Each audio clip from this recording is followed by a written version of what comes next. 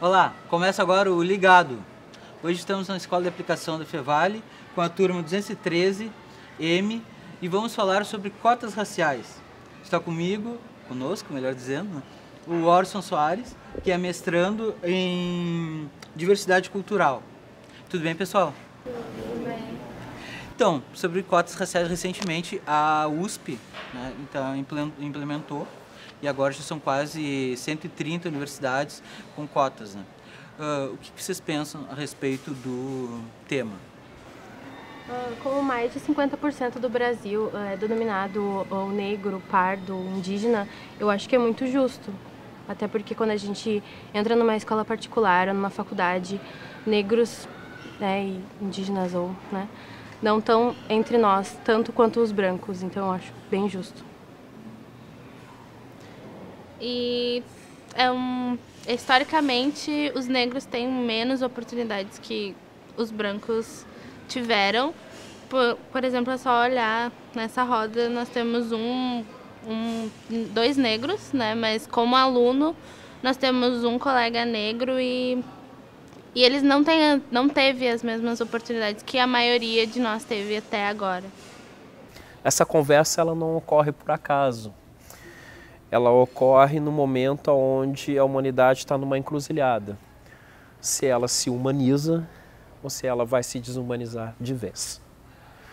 Então vocês estão vivendo um momento importante, né, nessa trajetória, né, do ser humano, né, e que os professores de história trabalharam com vocês, né, desde a pré-história até o presente momento.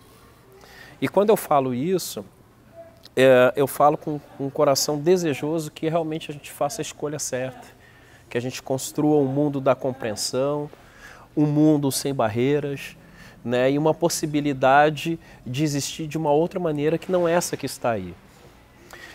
Me referindo também agora à fala das gurias, eu acho que vocês tocaram em dois pontos muito importantes. Eu acho que o primeiro é a representatividade da população negra no Brasil, né? Em torno de 51%, 52%. Tá? E a outra é a questão da história. Tá? E eu também quero reforçar, porque a história é meu campo, né? Sou historiador. E sempre, quando você quer cometer as maiores atrocidades contra o outro ser humano, o primeiro a morrer é a história. Porque a história é onde a gente consegue entender, compreender e nos aproximarmos. Então, o primeiro a morrer é sempre a história, para que a gente possa, né, colocar aí, criar um mundo, enfim, mais desumano, né? Então, como é que a gente consegue entender o nosso país? Como é que a gente consegue entender essa política de reparação, né? Que é a questão, por exemplo, das cotas, né, que tu falaste, não é? Primeiro, olhando a história. A história do Brasil, ela se dá, enfim, tem a ocupação do território, a mais ou menos, dependendo aí das datas dos arqueólogos, em torno de 40 mil anos, ou 12 mil, uma visão mais conservadora. No ano de 1500, os portugueses eles invadem esse espaço, ocupam esse espaço, né, e começam a estabelecer ali, né, uma colônia. 1530, vêm os primeiros trabalhadores na condição de trabalhadores escravizados. Quem são esses trabalhadores? São africanos, né, de diversas partes da África, que vem trazendo aí uma série de tecnologias, né, lembrar que a população indígena ela não tinha o domínio da metalurgia, já os africanos eles já trazem isso, eles têm o domínio da metalurgia, da agricultura, da pecuária, da mineração, então eles trazem todo essa tecnologia, é a questão da ciência médica também, que vai somar-se à ciência médica dos indígenas, né? Então trazem todo um aparato tecnológico que vai ser útil para o desenvolvimento da colônia Brasil. Em 1822, o Brasil se torna independente, deixa de ser uma colônia de Portugal. No entanto, a questão da mão de obra escrava, ela persiste. E com isso vai se estender até 1888. A partir daí, e olhando isso pelos discursos dos políticos da época, do Estado brasileiro, a questão da presença do negro como mão de obra livre, ela vai ser descartada. Esse trabalhador que outrora fora extremamente útil e necessário, agora ele é escanteado. Vai se optar pelo processo de imigração, né? Então, também associado com as ideias racistas que estão sendo difundidas na Europa, de que o negro, o índio ou o mestiço, eles são elementos que não têm condições de fazer ou de criar uma civilização, ou desenvolver um país. Então, as próprias elites políticas brasileiras, elas limitaram o acesso dos negros a uma condição melhor de vida. E isso causou, né, alguns problemas, né, que nós temos ecos até hoje, que é a questão de uma baixa escolaridade, a oportunidade de emprego, né, os empregos não são os melhores, a condição de vida e moradia é totalmente diferente. Então, quando o Estado brasileiro começa a se repensar, né, o que foi feito lá atrás, né, que na realidade, políticas de reparação não são nada mais, nada menos do que pedidos de desculpa, quer dizer, o governo brasileiro, o Estado brasileiro reconhece que tem uma dívida com essas pessoas, né?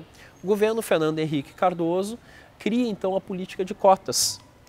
Então o presidente Fernando Henrique Cardoso, que foi um estudioso da questão, né, e aliás uma grande referência nessa temática, implementa a política de cotas. Já o presidente Lula, ele avança na questão da educação, a necessidade de se estudar, aprofundar a história dos negros, né, no Brasil, da presença africana no Brasil, também conhecer um pouco de África, a contribuição então que esses diversos povos que vieram do continente africano trouxeram para o nosso país. Então, pessoal, assim, foram 350 anos de escravidão no Brasil. O que vocês percebem, que repercussões temos isso ainda hoje, né? Avançando na questão das cotas raciais? Como o Orson falou, é uma reparação. Como vocês entendem, além disso, assim, no nosso dia a dia, que esse escravismo, né, que é da nossa cultura, quer dizer, ainda persiste na nossa cultura, melhor dizendo? Vocês percebem isso? Da marginalização, de ter tantos negros nas favelas, é muito refletido disso, nesse tempo quando eles foram libertos da escravidão, eles não tiveram assim acesso, eles foram deixados de lado, eles foram largados, não teve nenhuma política que ajudasse, e isso reflete muito atualmente, porque eles foram cada vez mais marginalizados e hoje essas pessoas negras, elas não têm as mesmas oportunidades justamente porque isso influencia muito. Por isso eu acho que assim é bem necessário essas cotas, para que a gente possa tirar um pouco desse vão, pelo menos. É apenas um dado, só para complementar isso que está dizendo, segundo uma pesquisa do IBGE em 2014, 10% dos brasileiros mais pobres, 76% eram negros ou pardos, né? Isso só reforça o que tu está comentando, né? E Orson, não sei se tu quer complementar. Não, eu acho que teu nome é Tiffany. Tiffany? Tá, Tiffany, tu colocaste bem, é bem isso, a questão toda é a gente perceber, tá, que houve por parte do Estado brasileiro um projeto de marginalização, entendeu? Se parar para pensar, vieram vários imigrantes para o Brasil, tá? Teve gente que conseguiu acesso à terra, tu vai pegar a imigração alemã, tu vai contar a história aqui da região, tu vai ver que os caras tiveram acesso à terra. A migração italiana, que lá na Itália eles tinham menos de 1 hectare para plantar, né? Aqui ganharam terras um pouco maiores, acho que de 5 hectares, um pouquinho mais, né? E tiveram condições de, enfim, se desenvolver e tudo mais. Então, quando a gente começa a observar algumas coisas, alguns discursos, né? A gente geralmente não leva em consideração o que foi feito lá atrás. Por isso que eu repito, quando a gente quer fazer alguma maldade, a gente mata a história. O que sustenta a política de cotas? A história do país. A história em relação ao Brasil, em relação aos negros, né? Que é o que foi tu falaste. Então, acho que isso que tem que ficar bem claro. Eu acho que é aí que a gente tem que nos ater, entendeu? Nessa questão que existiu por parte do Estado brasileiro algo deliberado de marginalizar uma grande parte da população do país. Os discursos dos deputados são muito interessantes. Por isso que ir para a fonte, ir para o documento, ir para o arquivo, entendeu? Isso não tem preço. E quando você começa a se deparar com os discursos e você observa que uns dizem assim, a necessidade de trazer imigrantes da Europa para que possam civilizar este país, porque como já diz mesmo as teorias, a ciência, que as raças inferiores, não sei o que mais, não sei o que mais, não sei o que mais. O que é isso? Né? A documentação ela já está nos dando a intenção daquelas elites que estão ali, né? Que não é, realmente elas não estão olhando para o nosso povo. E, aliás, isso continua até hoje. Não vamos esquecer que a nossa classe política ela é descendente desse mesmo grupo lá do passado, da República Velha, que era descendente lá do passado do Império e que tiveram, sim, escravos e que não conseguiram pensar o Brasil. Quem vai pensar o Brasil nas aulas de história, que vai começar em 1922, lá com os modernistas, que começam a pontuar a necessidade de se olhar a cultura nacional, olhar o Brasil. Entendeu? As nossas elites políticas e econômicas, elas não têm nenhuma ligação com o país, é totalmente desassociado. Não existe relação entre as nossas elites políticas e o Brasil dos brasileiros. No início do século XX, eles se viam franceses, ingleses, jamais brasileiros. Então era uma elite com a mentalidade de colonizado, uma elite piolho que anda pela cabeça dos outros e não consegue andar pela sua própria. Então quando a gente começa a observar, a entender, né, como é que funcionam as coisas no Brasil, a gente entende o que está acontecendo no país hoje. Entendeu? Hoje, ontem foi a questão dos negros, hoje amplia mais para a classe trabalhadora, com reformas políticas que não atendem os interesses, por exemplo, da classe trabalhadora, né, que são a maioria. Atende os interesses de um pequeno grupo. E o Brasil foi pensado assim. E aí tem uma discussão que é chamada o público e o privado. O privado acaba interferindo no público. Quero problematizar com a turma, né? Parece, não sei, eu estou percebendo que parece que toda a turma é a favor das cotas raciais. Mas eu quero problematizar com a turma, tu comentou muito sobre a marginalização, né, dos negros e pardos. De que forma isso acontece cotidianamente, que vocês percebem? Eu acho que na mídia sempre tem muito que botam negros, pardos em cargos inferiores. E isso acaba refletindo, né? Faz pouco tempo que começaram a botar negros advogados, médicos, mas sempre vê, né? Empregada, motorista, e isso é uma coisa que está sempre lá, né? Estão sempre inferiorizando a figura negra no nosso país. Mesmo que eles sejam a maior parte da população, a gente sempre acaba botando eles nos cargos mais baixos, como se eles tivessem que ainda trabalhar para os brancos. É uma forma de uma escravidão moderna, se posso colocar assim, porque eles ainda trabalham para os brancos, eles ainda têm que limpar para os brancos ou dirigir para os brancos. E imagine, é sempre assim, quando tu vai ver um bandido representado na TV, ele é negro. Sempre essa representatividade ela não acontece mais. Ela acontece nessa forma. Mas no nosso próprio cotidiano a gente também não vê negros em cargos altos, a gente só vê negros em cargos pouco assalariados, que são mais inferiores. Aqui no colégio, por exemplo, a gente consegue ver negros limpando os corredores, os banheiros, e a gente não vê negros ensinando na sala de aula ou tendo um cargo, sei lá, de coordenação ou qualquer coisa assim. Eu acho que principalmente na mídia, o Brasil tenta esconder que mais de 50% são negros e querem mostrar que parece que sendo a maioridade branco é mais superior do que outros países. Eu acho que isso principalmente mais superior que os países da América Latina, né?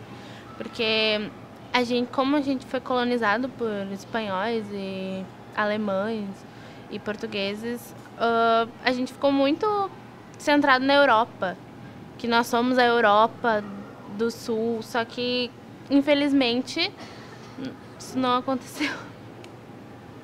E isso está trazendo a uma questão também muito latente, que é a questão do extermínio, né, da população negra.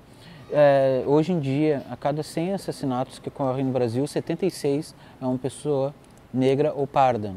E um negro, por exemplo, ele tem 23% mais chances de ser assassinado do que um branco, né? Isso é uma coisa que não é muito divulgada, infelizmente, né? Porque não está no nosso cotidiano aqui, né, felizmente, mas na periferia, nas grandes periferias, isso acontece todos os dias, né? Eu acho que pesa muito a questão do branco se achar superior e achar que tem mais direitos sobre os negros. E acaba que daí esses negros eles não saem para a sociedade, eles não conseguem sair dessas periferias porque os brancos eles não permitem, sabe? Existe esse racismo que reprime cada vez mais os negros. Então, mesmo sendo assim de tanto tempo atrás, ainda não vai ser resolvido porque ainda tem o racismo existente aqui. Mesmo que eles não sejam mais escravos, eles ainda sofrem esse preconceito dos brancos se acharem ainda superiores que esse povo. Mas, Tiffany, aí eu até vou provocar o Arson, mas ao meu ver já é uma conquista reconhecer hoje em dia que existe racismo, porque até bem pouco tempo atrás se negava muito isso, principalmente muitos quadros intelectuais, né, Arson, negavam a questão do racismo no Brasil. Eu acho que as falas de vocês aqui são falas muito profundas, antes de mais nada, né? Eu vou comentar um pouquinho. Mas se criou no Brasil uma ideia de uma democracia racial, né? Eu estava te comentando aqui que teve o projeto Unesco e tal. Em 1948, isso foi pós-guerra, né? Em 1945 a guerra terminou, em 1948 a Declaração Universal dos Direitos Humanos. Isso aconteceu por conta, porque quando abriram os campos de concentração nazistas, o que foi visto foi aquela atrocidade que todos nós aprendemos, né, e sabemos, e que infelizmente tem alguns defensores dessa prática tão vivos aí, né? Principalmente aqui no estado do Rio Grande do Sul tem bastante, agora tem um a nível nacional, mas enfim, né? E a Unesco então escolheu o Brasil para fazer um estudo sobre racismo, sobre questão racial. E eles escolheram o Brasil porque eles acreditavam que no Brasil as relações entre negros e brancos seriam relações sadias por causa da democracia racial. Então não seria uma relação como na África do Sul, né, do apartheid, ou como nos Estados Unidos com a segregação, né, com as leis chamadas de Jim Crow. Só que quando os pesquisadores começaram a se debruçar sobre as questões raciais no Brasil, eles perceberam aí sim o racismo brasileiro. Então aí criou-se um mito da democracia racial e aí começou a discutir então esse mito, né? E aí como um dos intelectuais assim que começou a questionar esse mito foi o Florestan Fernandes, um professor da USP até, não está mais vivo, mas o Florestan Fernandes, ele questiona essa questão da democracia racial. Porque na vida prática é o que vocês relataram aqui. E vocês trouxeram coisas muito importantes, vocês trouxeram a questão das representações. Isso você estuda na faculdade, tem, né, teóricos que falam das representações, né? As representações do negro. A ideia do negro, se você pegar um dicionário e fizer um pequeno teste, tá, sobre negro e branco, o conceito de um e de outro já vai denotar ali um elemento de racismo e de uma representação. Tudo que é negro está ligado com o mal, né? E a gente acaba reproduzindo, isso fala no dia a dia, né? Então, o branco não, é a ideia do translúcido, né? Quando você quer representar um anjo, né? Uma vez, um amigo meu que é publicitário e tal, ele foi fazer uma peça publicitária e que foi levar anjos, né? Levou um menino negro. Aí alguém chegou e disse, não, mas esse menino não tem cara de anjo. Tá, qual é a cara de anjo então, né? Na concepção dessa pessoa, a cara de anjo é aquela figura alva, loirinha, de cachinhos, né? Quer dizer, que é a ideia do que é bom. Então se foi construindo uma imagem do negro, né, como um elemento perigoso. O bandido, né? A questão sexual aparece muito forte, né? Então a questão do negro, né, sexualizado, né? A outra coisa que vocês falaram sobre a cultura negra, hoje nós estamos vivendo a polêmica do funk, né? Não sei se vocês curtem e tal, mas o funk é uma manifestação cultural da periferia, né, que trabalha com uma questão muito interessante que a gente não discute por conta da nossa cultura fortemente eurocentrada, né, que é eurocêntrica, que é a questão do corpo. O funk trabalha com a liberação do corpo. E isso, se for para o continente africano, tu vai ver que isso é muito tranquilo, essa relação com o corpo ela é muito saudável. Assim como os indígenas também têm uma relação com o corpo muito saudável. Quem não tem relação saudável com o corpo somos nós. Né? Nós nos escondemos, né? Nós chamamos de vergonha, né? Nós não conseguimos nos mexer. Né? Se tu vai lá no CTG, tu não pode machichar. Você sabe o que é machichar? Né? Não pode, aí tem que ficar assim. Né? Que é uma coisa que não tem muito a ver com a realidade, né, aqui do Sul, né, com a questão da própria dança e tudo. Então, a proibição do funk, como assim? Eu não sou um consumidor de funk, mas eu respeito nessa manifestação e entendo que é o único elemento em que a periferia consegue se libertar, querem também, falou, né, tentam, né, reprimir de toda forma as expressões. Né? Então a gente vai percebendo que esse racismo ele também vai evoluindo, né, num sentido que ele é não só a questão de se tornar superior, tal, mas também pelo racismo cultural. Se vocês perceberem, por exemplo, o corte de verbas no carnaval. Tá, Porto Alegre, Rio de Janeiro teve para não sair. Aqui em Novo Hamburgo. Né? Mas vai para a saúde. Demagogia. A rúbrica, por exemplo, da cultura chega a 1% do orçamento da cidade.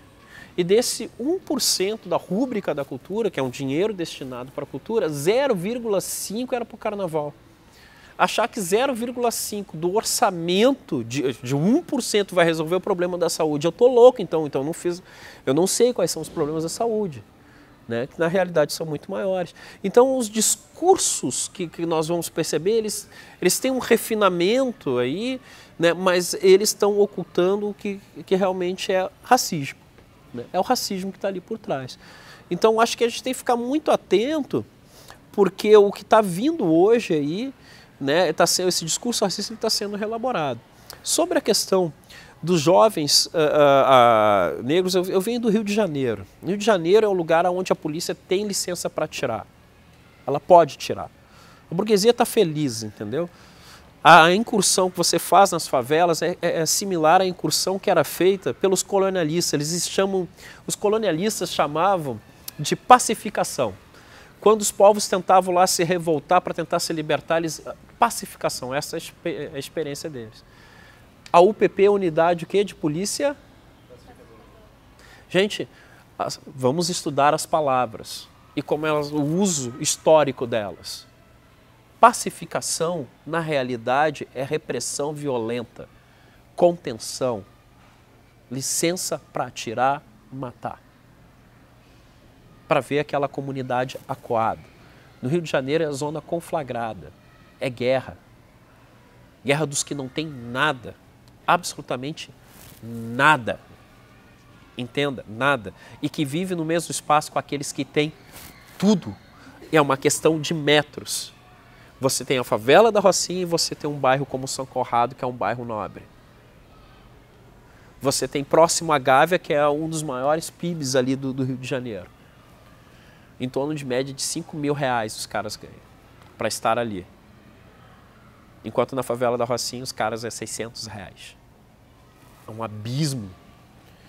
Então nós temos ali uma situação que foi criada ao longo da história do país, tá? Que é realmente de desigualdade, de esquecimento em relação a essa população. Mora não só uma população negra significativa, mas uma população nordestina fugindo da fome, que é essa história desse pessoal. Os nordestinos são vagabundos. Olha, eu tentei fazer essa lógica. Aí eu fiquei pensando, o cara sai do sertão do Nordeste, era agricultor, pega um pau de arara, mais ou menos 7 horas de viagem até chegar à capital. Depois de lá ele pega um outro ônibus, ele vai pegar um outro veículo, um ônibus para ir para São Paulo, Rio de Janeiro, que vai levar não sei quantos dias para chegar atrás de emprego e essa pessoa é vagabunda. E é essa generalização que eu faço dessa pessoa, fugindo da fome e querendo trabalhar. Então, no Rio de Janeiro, tu tem uma massa nordestina muito forte, tu tem uma massa de população negra ainda oriunda da época da escravidão muito forte. E no Rio de Janeiro, você, sendo negro, não pode correr. E esse é o drama do homem negro. porque isso eu vivi. Mesmo morando na zona sul do Rio de Janeiro, bacana, bonitinho, papapá, morando de prédio, tal, eu não escapei de ser alvo de preconceito. Uma vizinha de rua andando na minha frente, ela olhou para trás, ela achou que eu ia assaltá-la. Porque eu sou, na concepção dela, na representação, eu sou o marginal padrão, como diz o Racionais MCs. Eu acho que tem que escutar o Racionais para entender essa lógica do que está acontecendo no país. Né? O que é ser negro no Brasil? Ser negro no Brasil, às vezes eu brinco, né? Ou é uma piada de mau gosto, é uma aventura, e eu me sinto estrangeiro no meu próprio país. Vocês não sabem o que é ser estrangeiro no seu próprio país. Eu sou estrangeiro e meus irmãos são estrangeiros no próprio país que ajudaram a construir. E isso é muito forte. Entendeu? Por quê? Porque nós não temos direito a nada. Não temos nada. Nada. Erguemos tudo. Nós fomos o único grupo que não viu o resultado do seu trabalho. Os alemães trabalharam, fizeram, ganharam terra e viram o resultado, e justo isso, né, do seu trabalho. Os italianos fizeram isso. Foram lá, plantaram, começaram a fazer o lance lá do queijo, do vinho e tal. Eles viram o resultado do seu trabalho. E a comunidade negra, o que ela fez? Então a gente tem que começar a pensar, repensar o Brasil. E repensar o Brasil, ela parte por entender o outro, né? Ter essa empatia, quer dizer, essa aproximação, compreensão e colocar uma coisa muito clara: que Brasil nós queremos. Esse país não pode se perder, né, nessas coisas. Não pode, a gente não pode ter essas diferenciações tão gritantes. Você viaja para a Austrália, é tudo equilibrado. Você vai para Cuba, é tudo equilibrado. Você vai para a Suécia, é tudo equilibrado. Você vai para a Dinamarca, é equilibrado. Vai para a Finlândia, é equilibrado. Por que a gente não pode também ter uma sociedade equilibrada, sendo um país tão rico, sendo um país, né, tão bonito, com uma diversidade cultural única, tão única que na Alemanha, em alguns lugares, tem uma disciplina que é o samba brasileiro, tem um samba. Os caras estudam samba, entendeu? Sabe o que é isso? Entendeu? Quer dizer, o outro reconhece, né, a nossa riqueza, nós não conseguimos reconhecer essa diversidade cultural. Né? Nós temos a oportunidade de ser um farol para o mundo.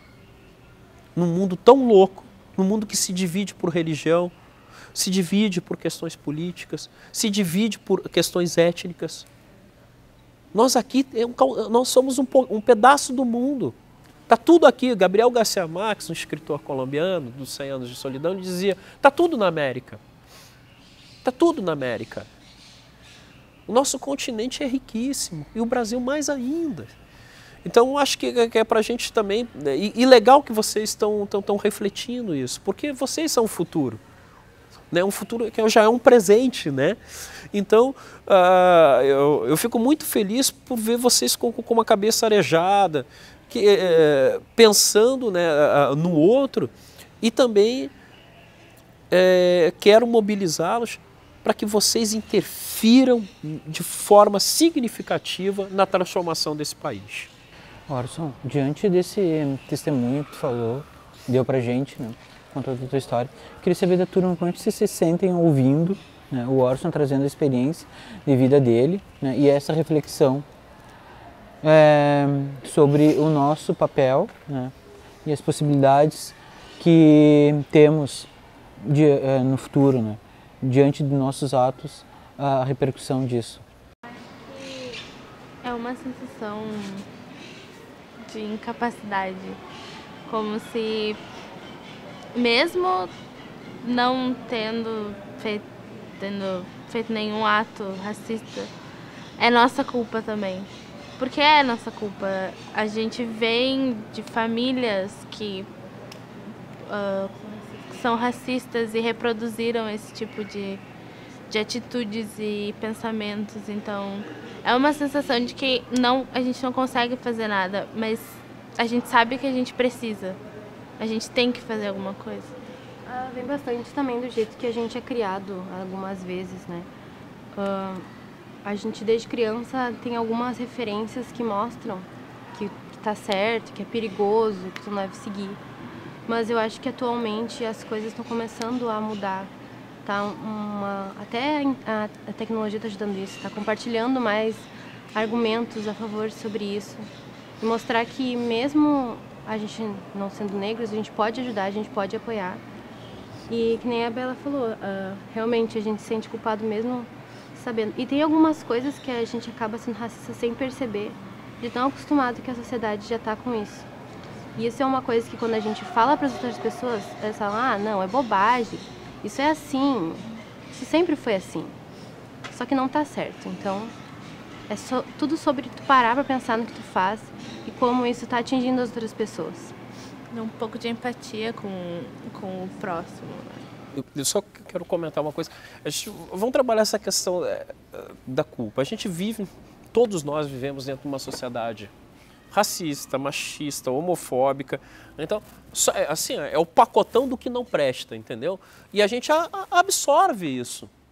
Tá? É construído, né? Exatamente, é construído. E aí tu vê os meios de comunicação, aí tu vê teus amiguinhos, as piadas que reproduzem, né? Esse tipo de coisa. Tá?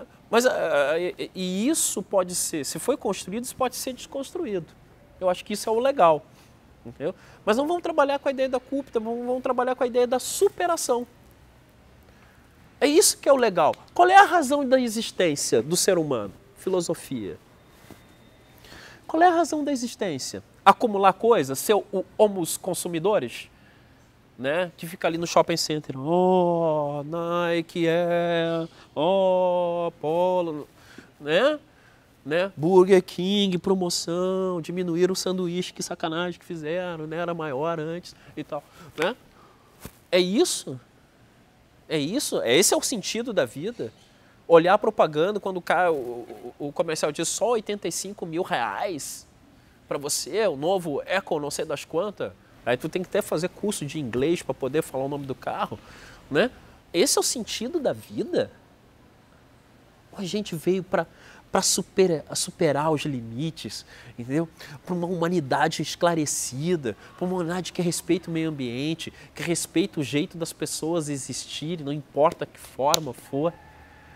Qual é a razão da nossa existência? Né? É interessante que no Novo Testamento a figura de Jesus, o palestino Jesus, né? Isso bem, o Seth, ele dizia o seguinte, né? Uma coisa muito interessante, ninguém pode servir a dois senhores, ninguém pode servir a Mamon, que era o deus dos fenícios do comércio, do dinheiro, ou a Deus, dentro da questão da espiritualidade, né? Que ele queria fazer essa dicotomia, né? Quer dizer, o mercado, o comércio, ou a espiritualidade, ou o desenvolvimento do ser, né? E é isso que está posto todo dia para nós. A gente não trabalha com a culpa, a gente tem que ter uma consciência histórica. Isso foi historicamente construído ao longo do tempo. Com a capacidade que eu tenho de refletir sobre a ação dos seres humanos ao longo do tempo, eu tomei uma posição. Qual foi a posição? De ser diferente disso aí. E de dizer, não passar isso para frente. Ponto. Estamos no processo de evolução, de transformação, né? Então, eu acho que é isso que vocês estão vendo bem, entendeu? Mas não trabalhe com a questão da culpa, porque a gente reproduz isso. Mas você... Claro, a gente reproduz o machismo, o racismo, várias vezes. Só que a diferença de nós aqui que estamos discutindo, estamos parando um tempinho, alguns minutos para poder refletir, é justamente estamos refletindo sobre isso. Estamos com um olhar crítico sobre essa realidade. Mas, infelizmente, nem todo mundo tira um tempo para fazer isso. Hoje também a gente perde muito tempo aqui. Por que a gente não faz uma roda de conversa, vamos chamar e tal, vamos fazer alguma coisa lá em casa, vamos trocar uma ideia. Né? Vamos fazer vamos nos conhecer, vamos botar uns temas aí para discutir. O que você acha sobre isso? Que você viu essa semana tal coisa?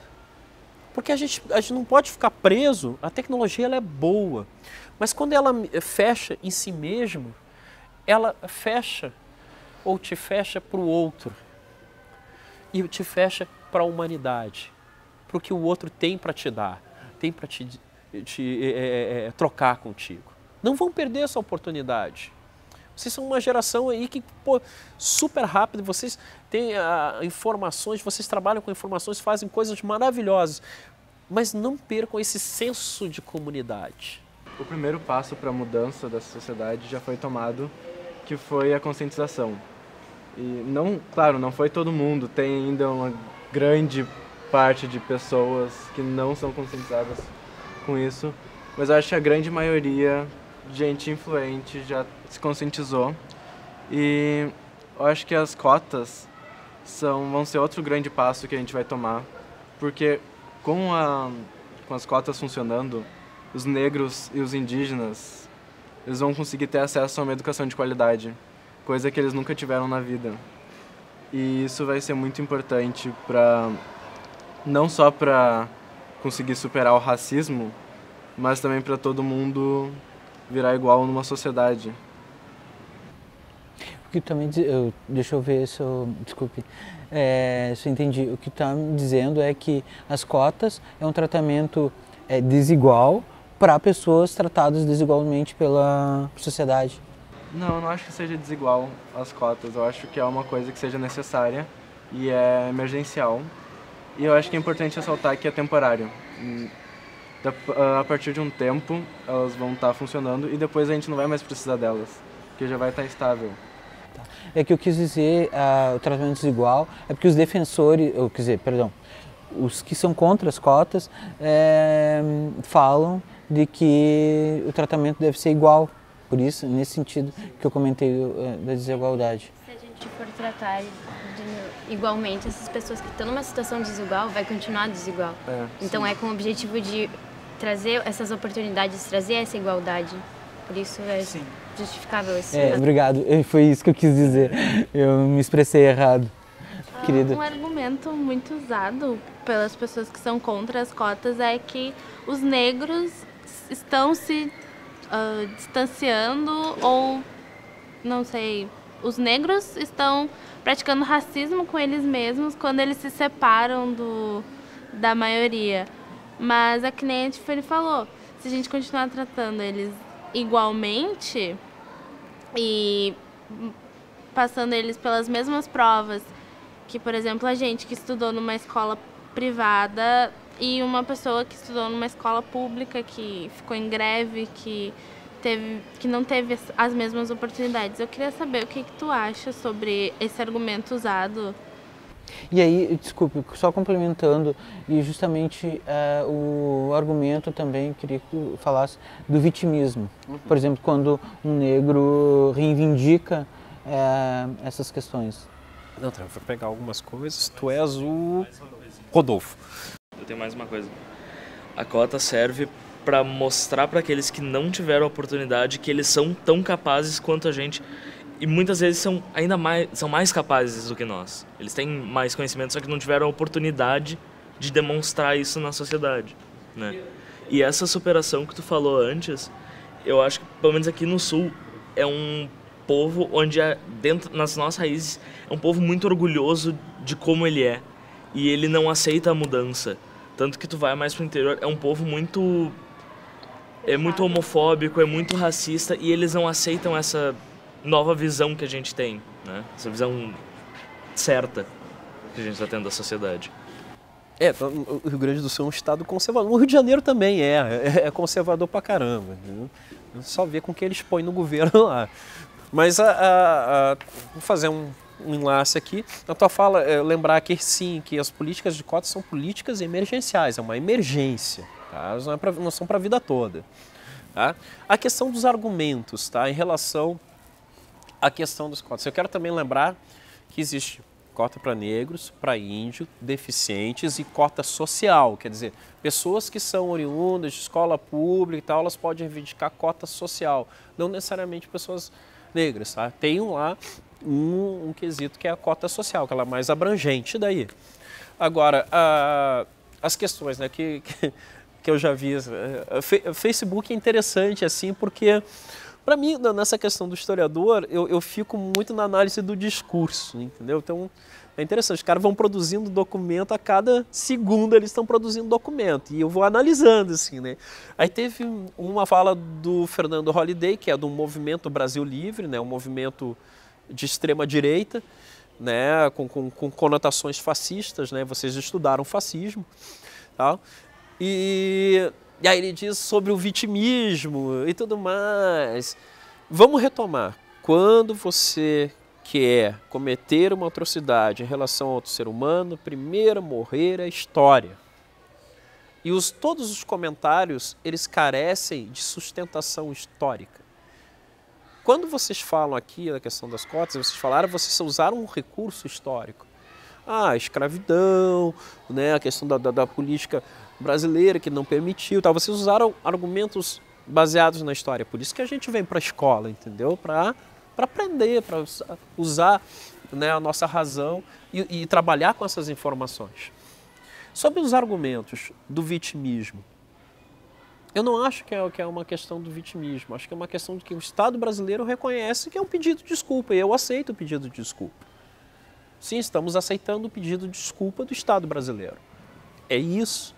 O Estado brasileiro, que criou toda essa condição de marginalização da população negra, é o Estado brasileiro que tem que fazer, o agressor, né, quem te violenta, é que tem que te pedir desculpa. Né? E nós aceitamos essas desculpas. Em relação, eu fico impressionado, né? Porque vocês vão se sentir inferiorizados com as cotas. Por favor, não tentem sentir por mim, pelos meus irmãos, não faça isso. Né? Eu até agradeço aí pela preocupação e tudo mais, a gente agradece, muito obrigado, mas não, nós vamos continuar com essa história, assim, as cotas são necessárias para que pessoas negras sejam, sim, percebidas em outros espaços que não aqueles tradicionais da época lá do século XIX. O Brasil tem que sair do século XIX, o Brasil está com os 2 pés encravados no século XIX. Esse país, ele mistura, é uma contradição, né? Porque ele mistura umas coisas de obscurantismo com coisas tão legais, tão bacanas, né? Então esse país está vivendo esse dilema hoje. Então essa questão, quando falo dos argumentos, que me chamou a atenção era privilégio. Usaram a palavra privilégio. Interessante que isso é o contrário, né? Quem tá se beneficiando de um privilégio é a comunidade branca. Por quê? Porque num país racista, ser branco é um privilégio, porque vai te dar acesso a entrar em determinados espaços. Um exemplo, assim, eu tenho uma amiga que trabalha numa grande empresa multinacional e ela um dia foi tomar um café no RH e começou a dar, olhando os currículos, né, e a pessoa que era responsável por selecionar os currículos, né, enfim, estava olhando e tal. E essa minha amiga olhou o currículo de um rapaz que tinha feito a sua graduação aqui, fez um mestrado nos Estados Unidos, numa universidade super forte, assim, conceituada. E ela pegou, bom, esse cara aqui está no pare, né? Aí a contratadora disse, mas olha a cor dele, sabe, né? Então, o presidente da Bayer, nesses tempos aí, fez uma declaração também muito interessante. Olha, vocês vão deixar de contratar as pessoas porque elas são negras, muçulmanas e coisas, eu acho que vocês vão perder muito. Isso é a Bayer, né? Então, acho que a gente tem que começar a pensar e defender o seguinte, que a ideia de cotas é um pedido de desculpa, não existe nenhum sentimento por parte da comunidade negra de inferiorização, de vitimismo, não tem nada disso. Né? Eu vou chamar de vitimismo o holocausto? Eu não posso. Isso é um vitimismo, estavam fazendo operação sem anestesia nos caras. Ó. Sem anestesia, isso é vitimismo. Não dá, né? Então, acho que a gente tem que começar a questionar. Eu acho que isso é importante, a gente se posicionar e questionar com a razão. A razão. E como é que eu vou buscar na história, vou buscar na filosofia, perguntar, mas da onde? A filosofia ensina a gente a perguntar, mas da onde você tirou isso? Como você? Quem falou? Quando? Quem é que está por trás? Né? Quem são as pessoas com quem você se relaciona? Você tem que questionar, você tem que botar à prova. Por isso que vocês passaram pela escola. A escola veio trazer isso para vocês. Veio dotar vocês dessa razão, dessa consciência crítica. Não tenha medo de perguntar. Não tenha medo do debate. O debate é importante. O debate é que movimenta as coisas. O diálogo, também da palavra também dialética, que é movimento. Os contrários vão se bater, entendeu? Os contrários é necessário. Entendeu? E que prevaleça, né, a causa justa, a causa da humanidade. Entendeu? O Orson fez uma provocação dizendo que nós estamos no século XIX. O que vocês pensam sobre isso? É bem válido, porque ao mesmo tempo em que a gente se capacita em tecnologia né, mas o nosso pensamento, ele continua fechado e conservador ao máximo, de não pode fazer isso, não pode fazer aquilo, isso é pecado. Então a gente não evoluiu junto com os bens materiais. A matéria evoluiu e o nosso pensamento ficou. E eu acho que muitas pessoas acabam pegando o novo e rotulando como uma coisa conservador. Que o novo é conservador, porque tu não está acostumado com aquilo. Tu não quer continuar não quer continuar, então trava, porque tu não quer experimentar o que está acontecendo no mundo. Tá confortável daquele jeito. É uma zona de conforto que poucas pessoas se permitem sair. Então acho que esse é o ponto que a gente ainda está no século XIX de pensamento, porque os prédios evoluíram, os carros evoluíram, mas o nosso pensamento ele ficou. E acho que até bem antes, assim, a gente parou no tempo e estacionou ali. Não só nosso pensamento, também com as nossas atitudes, que foi que nem você falou, que algumas pessoas contratam pela cor. É bem isso que acontece. E daí isso dá para usar para refutar aquele argumento de que já existem as cotas sociais que vão trazer os de baixa renda para as universidades. Mas os negros que não forem para as universidades e competirem com aqueles brancos que não foram também para as universidades por uma vaga de trabalho, pela cor, os brancos muitas vezes vão ser os elegidos. Diante disso, mesmo sendo menos capacitado que os negros, completando o que a Tiffany falou, de se eles competirem por uma vaga de emprego, o negro ele pode ter mais facilidade de fazer o trabalho que o branco, mas pela cor ele não vai ser o escolhido. No momento de parar de ter essa segregação de é negro, é branco, é índio, é não sei o quê, aí a sociedade vai poder evoluir muito mais rápido do que ela está evoluindo agora, porque a gente dá um passo para frente na tecnologia, mas esse mesmo passo que a gente deu para frente, a gente dá um para trás, porque a gente não consegue se livrar desses padrões.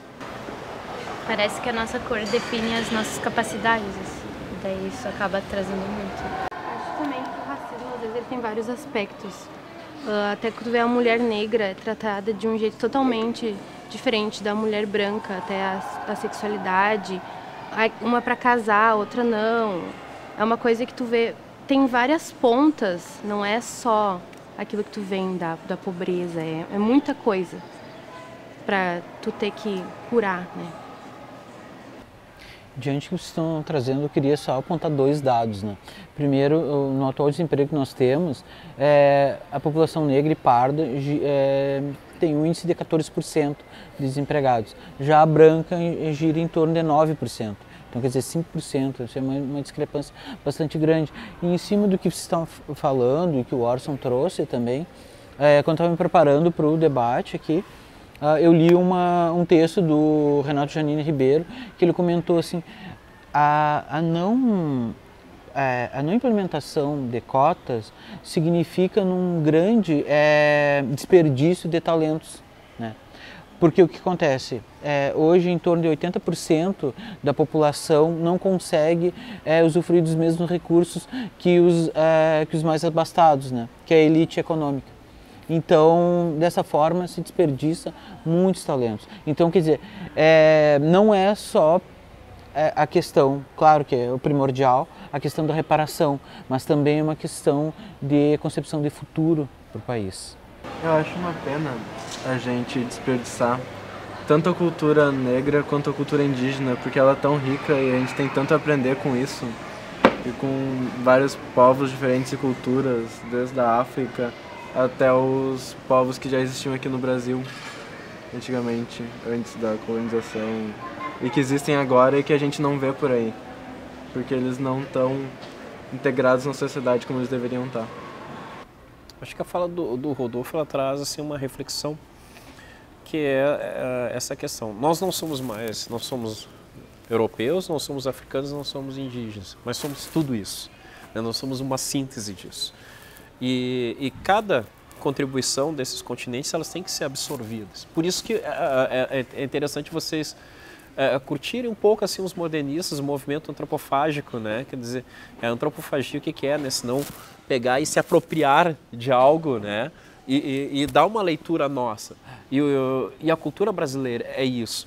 Né? Ela sabe se apropriar de outras culturas que estão vindo e consegue transformar isso num algo tão bonito, tão bacana, que é essa diversidade que a gente vive. A gente tem que perceber, a gente tem que fazer esse descolamento do eurocentrismo. Sabe o que é eurocentrismo? É quando você tem a Europa como um padrão único, uma única visão.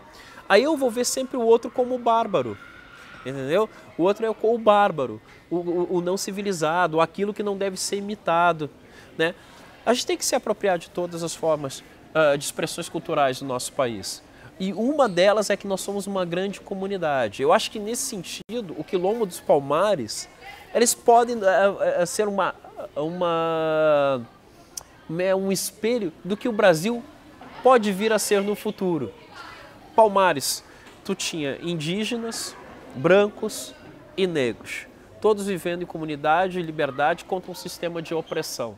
Eles criaram outra coisa, uma outra sociedade, uma sociedade dialógica que se comunica, conversa entre si e mais, que se respeita e que constrói coletivamente.